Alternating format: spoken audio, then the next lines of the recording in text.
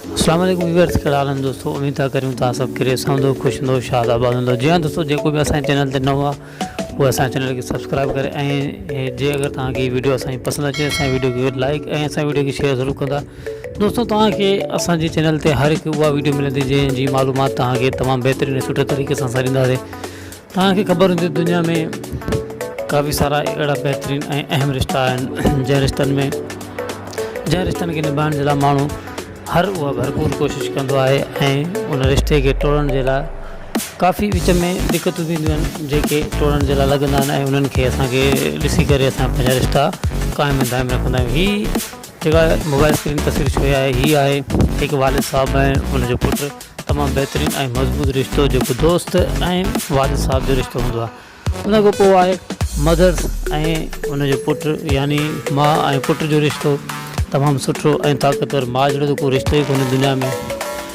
ऐं इन खां अलावा बि हिकु ॿ रिश्ता आहिनि जीअं त पंहिंजी भेण सां रिश्तो इंसान जो हूंदो आहे। भाउ ऐं भेण जो रिश्तो तमामु सुठो ऐं बिल्कुलु लड़ाई झगड़ा नंढड़ा खां वठी नंढे पिण खां वठी वॾे लाइ ताईं उन्हनि जा जहिड़ा झगड़ा पिया हलंदा आहिनि घरनि में। इन खां अलावा दोस्ती हिकु तमामु अहम किरदारु आहे ज़िंदगी में जेको हिक ॿिए सां तमामु घणो गहराई ऐं सुठा तालुकात रखंदड़ शख़्स हूंदा आहिनि। उन्हनि जी तमामु सुठी ऐं बहितरीनु दोस्ती हूंदी आहे ऐं उहा पंहिंजी दोस्ती खे तमामु सुठे तरीक़े सां निभाईंदा आहिनि। दोस्ती हिकु तमामु बहितरीनु ऐं ताक़तवर रिश्तो आहे जेको ॾुख सुख ऐं हर उन मोड़ ते तव्हांजो साथ ॾींदो आहे जेको तव्हां सां जिते को बि साथ नथो ॾेई सघे।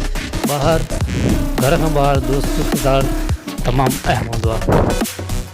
घर जे अंदरि हिकु ॿियो बि अहिड़ो कैरेक्टर आहे जंहिंखे असां तमामु घणी अहमियत बि ॾींदा आहियूं ऐं असांजो जीअं ईअं खणी चइजे त असांजो जीवन साथी घरवारी जंहिंसां असां शादी ऐं निकाह करे असां हुनखे पंहिंजे घर में आणींदा आहियूं ऐं तमामु ज़िंदगी सुठे तरीक़े सां दरगुज़र कंदा आहियूं। काफ़ी सारा दोस्त अहिड़ा हूंदा आहिनि जंहिंजा जेके पसंदि जी शादी कंदा आहिनि। काफ़ी सारा अहिड़ा हूंदा आहिनि जेके अरेंज मैरिज हूंदी आहे। काफ़ी सारा दोस्त अहिड़ा हूंदा आहिनि जेके जंहिंजो लव मैरिज हूंदो आहे ऐं उहे पंहिंजे रिश्ते खे क़ाइमु दाइम रखंदा आहिनि। जी हाँ दोस्तों, हीअ असां जेका तव्हां सां ॻाल्हि शेयर करे रहिया आहियूं इन जो हिकु नंढिड़ो मक़सदु आहे त छा पसंदि जी शादी करणु गुनाह आहे।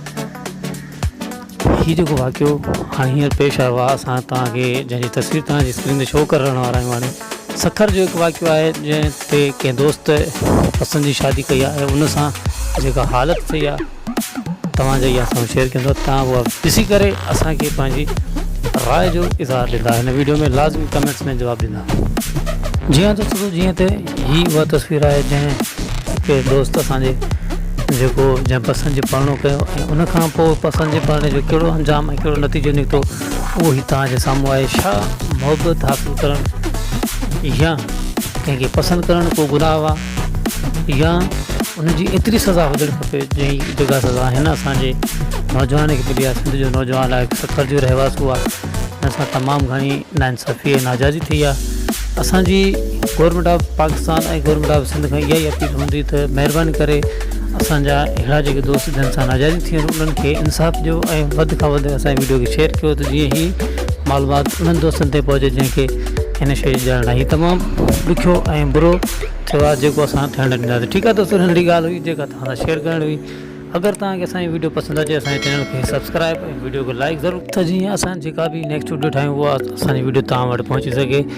नेक्स्ट वीडियो ताईं ॾींदा असांखे इजाज़त। दुआ में यादि कंदा। सिहत सलामत, साथ सलामत। अल्लाह हाफ़िज़।